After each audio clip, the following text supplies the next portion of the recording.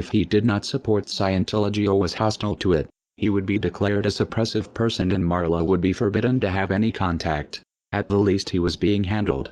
As this video shows, Kent Snyder worked regularly and closely with CCHR, actively promoting legislation favorable to them. This bill is not successful, is not passed, then 2 or 3 or 4 years from now, what you're going to find is you're going to find stories of parents who said, why didn't we work harder? My child is now subject to mental screening. He's now subject to therapy. There's all sorts of coercive measures that are going on. So the time is now. Parents need to understand that, and we're going to do everything we can to fight against it. This is important because there is an attempt to rationalize Ron Paul's involvement with CCHR and founding member Dr. Zass as harmless. On the Ron Paul forums, when a supporter points out the Scientology connection, another member tries to spin Zass as a great libertarian who is not a Scientologist nor is sympathetic to Scientology. This is bullshit. CCHR is a branch of Scientology and SZAZS co-founded it. The Church of Scientology would never allow someone they did not control to have that much influence. The CCHR website was registered by Scientologist Amber Smayataki. Most of the board are Scientologists. Zass denies being a Scientologist. A representative writes, sharing this battle does not mean that Dr. Zass supports the unrelated principles and causes of any religious or non-religious organization. This can be true working with most organizations, but as we have shown, Scientology does not work this way. You are either for Scientology or you are against it. Whether SZAZS himself believes in Xenu is irrelevant. What is relevant is Scientology considers Zass non-hostile and therefore successfully handled. Kent Snyder may have something in common with Lisa McPherson. His involvement with a cult might have killed him. Like Zass, Scientology believes in an extreme version of personal responsibility. That disease is a result of body thetans and it is the Scientologists' fault for not trying hard enough to clear them. If they did, goes the theory, they would be free of disease. Zass doesn't push body thetans, but he does promote a dangerous distorted idea of mental illness that has the same potential effect, discouraging people from getting help because according to him any problems they have are imaginary. The CCHR was created in 1969, founded by the Church of Scientology and by famous renegade psychiatrist Dr. Thomas Zass. From day one, most or many of the senior leadership of the CCHR have been Scientologists. And for Zass, and of course this has been taken on big time by Scientology, therefore mental illness is not real illness. It is possible Kent Snyder's untreated illness and death was a result of adopting the Scientologist beliefs that his illness was his fault or not real. It would explain why he had no health insurance. Many Scientologists don't. It seems Snyder sincerely believed in Ron Paul's libertarian rhetoric and equally trusted his Scientologist friends, though this ultimately was not in his best interest. A further question arises. How many of Scientology ideas are influencing Ron Paul's campaign for liberty through CCHR and Zass? The Scientology connection to Ron Paul has been noted in a handful of disingenuous threads on the Ron Paul forum. They are disingenuous because they ask questions a Google search can answer in seconds, yet few people link to these results. The threads are phishing members to see how much Paul supporters know about the connection, and when someone appears knowledgeable, the information is spun. In one of these threads, Scientologists in Clearwater are praised for organizing one of Ron Paul's events in 2007. The writer clearly doesn't understand the significance of saying Scientologists and former Scientologists are involved. It's possible he is confused or misinformed. It's also possible Scientologists are lying about no longer being in the church. It would be a glaring anomaly that, everywhere else former Scientologists are considered SPs to be shunned by current members, except for those working on the Ron Paul campaign. More likely Scientology finds it expedient to muddle the connection by having members involved avowed they are former Scientologists.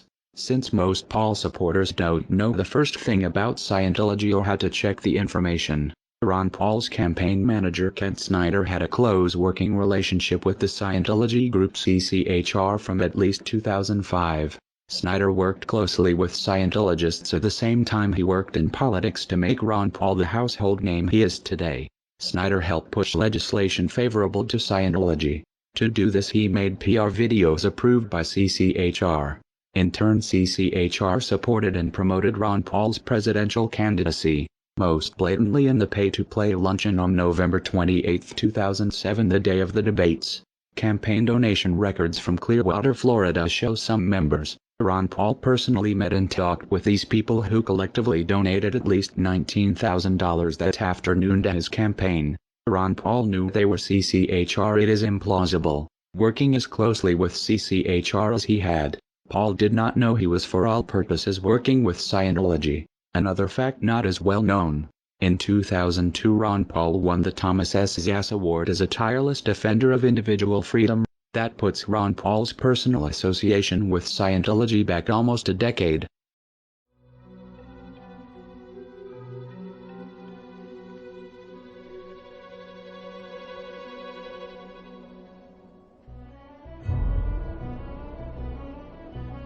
It stretches credibility that Snyder was unaware of the Lisa McPherson situation and other Scientology crimes and abuses.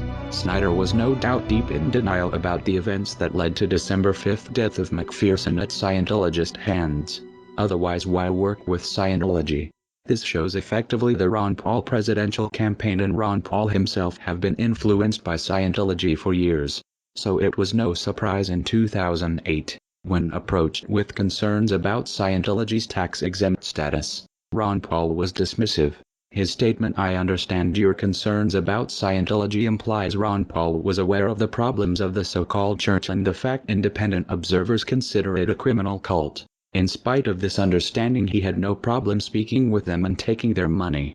He would also have known about the pre-Chainology protest against Scientology, since at least one in memory of Lisa McPherson was targeted at CCHR during their Industry of Death Museum opening, that Kent Snyder attended. The question is, how much does Ron Paul owe to Scientology? And what does Scientology expect in return? The total amount of contributing dollars by Scientology to Campaign for Liberty may never be known. Whatever the amount, do not doubt Scientology expects a return on their investment in Ron Paul should he ever actually win the presidency. Paul supporters will try to dismiss this like they dismiss concerns about Ron Paul's donation from racist Stormfront.org founder Don Black. As odious as Black is, there is no evidence people have died opposing Stormfront.org. There is ample evidence the lives of critics of Scientology have been threatened and lost. Scientology plays hardball with anyone who challenges them. The same can be expected of anyone who tries to double-cross the cult. If Paul supporters find this hard to believe, they should familiarize themselves with Operation Snow White, where Scientology bullied the IRS for tax-exempt status. An organization that can strong-arm the IRS is not going to find a misguided Ross Perot wannabe hard to handle. To this day Scientology, through CCHR, works with Ron Paul. Anyone critical of Scientology is a suppressive person to be disconnected. Therefore we can conclude Scientology's leadership does not view Ron Paul or his supporters as suppressive persons. Scientology views them as allies to be handled, and that should worry everyone concerned about freedom. Scientology is not about freedom, it is about control, and it would rather let someone die than lose control. Scientologist Marla wrote, "All my peeps, this was sent to me by Ron Paul's right-hand man, who happens to be a very close friend of mine. In fact, I was on the plane with him when he told me Marla were going for the presidency. If it was Kent Snyder who told Scientologist Marla that Campaign for Liberty was supporting Ron Paul for the presidency, he considered it important to contact Scientology, possibly to maximize Scientology's fundraiser machine for Ron Paul's campaign." Marla seemed excited, perhaps at the possibility of a president sympathetic to the cult. A president beholden to Scientology would be David Miscavige's wet dream. And if Ron Paul supporters were tricked into taking up the trappings of Scientology's most famous enemy, the internet hate machine known as Anonymous, no one would see what was happening until it was too late. Questions remain. What is the plan? This plan, under the brand on Anonymous, seems to have an agenda to support Ron Paul, who knows he is working with the front group of the cult of Scientology. Is that why moderators of WadiSvetland.org refuse to publicly outline all three stages in detail? A high percentage of so-called new Anonymous support Ron Paul without a critical look into his past associations and what they mean. In 2008 Ron Paul wrote, I understand your concerns about Scientology. If he had been honest, he would have added something like, I have worked with Scientology S group CCHR for years and believe they are a legitimate non-profit activist group, but he didn't. He allowed people to assume he was new to these concerns. The excuse of opposing taxes is too convenient. It's not about taxes. It's about Scientology defrauding taxpayers by claiming non-profit status, when they are doing it for pure profit. Ron Paul knows the difference. His lukewarm interest in stopping the criminal cult is best explained because he considers Scientology an ally, if only for their money. Scientology appears to believe Ron Paul has been successfully handled and he is not a threat to them. From his actions they are correct. Do not expect help from Ron Paul in dismantling the dangerous criminal cult another Ron built. From all appearances Ron Paul and his campaign are beneficiaries of Scientology's criminal activities. Knowledge is free. We are anonymous. We are legion. We do not forgive criminal cultists. We do not forget who supported them.